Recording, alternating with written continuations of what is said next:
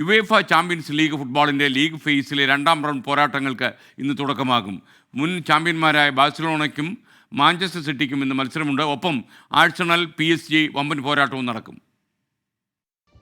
ലാലിഗയിലെ സ്വപ്നതുല്യമായ തുടക്കത്തിനിടെ ബാഴ്സലോണയ്ക്ക് ഓർക്കാപ്പുറത്ത് കിട്ടിയ അടിയായിരുന്നു champions league ആദ്യ റൗണ്ടിലെ മൊണോക്കോയ്ക്കെതിരായ തോൽവി. 10-ാം മിനിറ്റിൽ തന്നെ എറിക് ഗാർസിയ ചുവപ്പ് കാർഡ് കണ്ട് പുറത്തായതിൽ തുടങ്ങിയ തിരിച്ചടിയിൽ നിന്ന് പിന്നെ ഒരു തിരിച്ചുവരവ് കറ്റാലൻസിനുണ്ടായില്ല. സ്വിസ് ക്ലബ്ബ് യങ് ബോയ്സിനെതിരെ വമ്പൻ ജയവുമായി അതിന്റെ ക്ഷീണം തീർക്കാമെന്ന പ്രതീക്ഷയിലാണ് ഹാൻസി ഫ്ലിക്കിന്റെ ടീം. ഇന്റർ മിലാനോട് ഗോൾ രഹിത സമനിലയോടെ തുടങ്ങിയ മാഞ്ചസ്റ്റർ സിറ്റിയുടെ ലക്ഷ്യവും ആദ്യ ജയം. സ്ലോവാക്യൻ ക്ലബ്ബ് സ്ലോവൻ ബ്രാറ്റിസ്ലാവയ്ക്കെതിരെ സിറ്റിയുടെ ഗോൾ വർഷം തന്നെ പ്രതീക്ഷിക്കാം.